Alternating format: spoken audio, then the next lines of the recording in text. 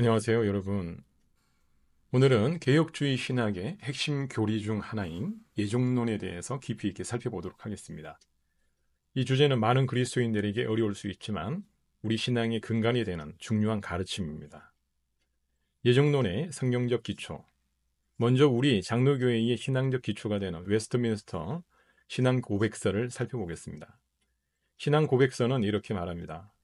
하나님은 택하신 자들을 영광에 이르도록 정하신 것처럼 그의 뜻에 영원하며 지극히 자유로운 목적을 따라 그들로 영광에 이르도록 하는 데 있어야 할 모든 방편을 먼저 정하셨다. 이 구절은 구원의 전 과정이 하나님의 예정에서 시작됨을 명확히 보여줍니다. 택함받은 자들은 아담 안에서 타락했지만 그리스도를 통해서 구속받고 성령에 의해 부르심을 받으며 의롭다함을 얻고 성화되어 구원에 이르게 됩니다. 사도 바울, 예정에 살아있는 증거. 예정론을 이해하는 데 도움이 되는 성경적 대표적인 인물은 사도 바울입니다. 바울의 회심 경험은 하나님의 주권적 선택과 부르심의 강력한 증거입니다. 바울은 예수를 믿는 자들을 핍박하러 다메섹으로 가던 중 갑자기 주님을 만납니다. 이는 그가 하나님을 찾았거나 회개했기 때문이 아니었습니다. 오히려 그의 의지와 상관없이 하나님이 먼저 그를 찾아오셨습니다. 이것이 바로 예정의 본질입니다. 모든 그리스도인들의 회심은 본질적으로 바울의 경험과 같습니다. 어둠 속에서 낭떠러지로 향하던 우리에게 하나님이 빛을 비추어 주신 것입니다. 모태신앙이든 성인 회심이든 그 형태만 다를 뿐 본질은 동일합니다. 예정론, 두려운 교리가 아닌 달콤한 열매. 칼빈은 예정론을 신자에게 유익한 달콤한 열매라고 표현했습니다. 많은 이들이 예정론을 어렵고 두려운 교리로 여기지만 올바로 이해하면 이는 우리에게 겸손과 감사를 가르쳐 줍니다. 칼빈은 이렇게 말합니다.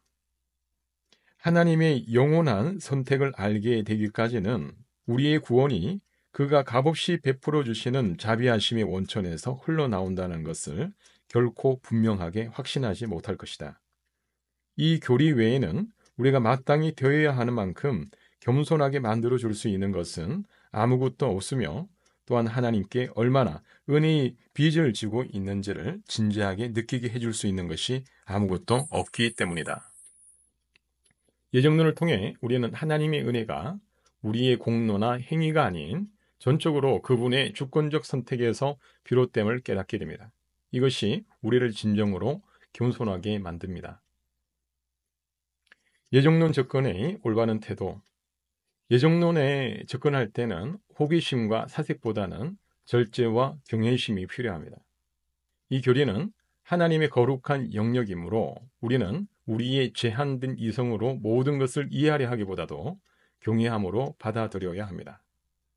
소크라테스는 너는 내가 모른다는 것을 알라고 했고 칼빈도 이와 유사하게 유식한 무지가 경솔한 지식보다 낫다고 말했습니다. 우리 지성을 하나님의 무한한 지혜 앞에 겸손히 굴복시키는 것이 중요합니다. 이중예정론, 선택과 유기.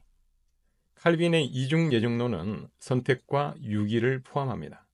이는 하나님이 어떤 이들을 구원하시고 다른 이들을 그대로 두신다는 가르침입니다. 중요한 점은 모든 사람이 이미 타락한 상태, 즉 유기의 상태에서 시작한다는 것입니다.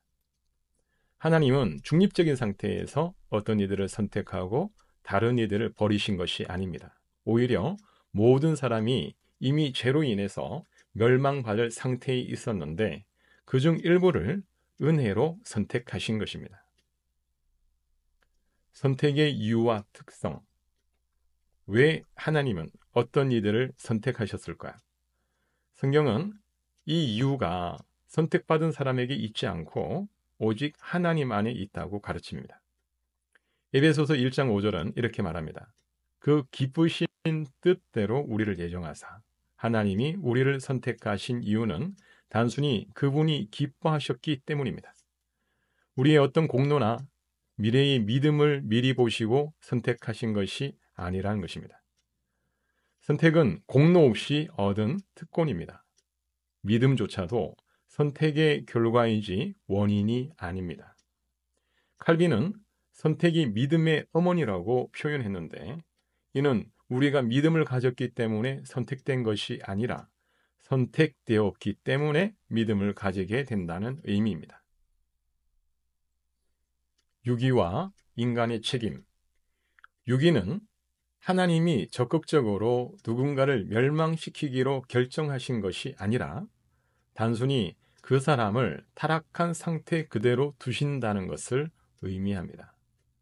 마치 결혼에서 한 사람을 배우자로 선택하면 다른 모든 이들은 자연스럽게 선택되지 않은 상태로 남는 것과 같습니다. 여기서 주목할 점은 선택과 유기가 미대칭적이라는 것입니다. 선택의 원인은 전적으로 하나님의 뜻에 있지만 유기에는 인간의 책임도 포함됩니다. 유기된 사람들은 자신의 불신앙과 죄에 대한 책임이 있습니다. 이는 바울이 로마서 9장 22절에서 23절 말씀에 구원에 관해서는 그 원인을 하나님께 돌리고 멸망하는 자들은 자신의 뜻을 따라서 스스로 멸망을 자초하는 자들에게 책임을 돌린다라는 가르침과 일치합니다.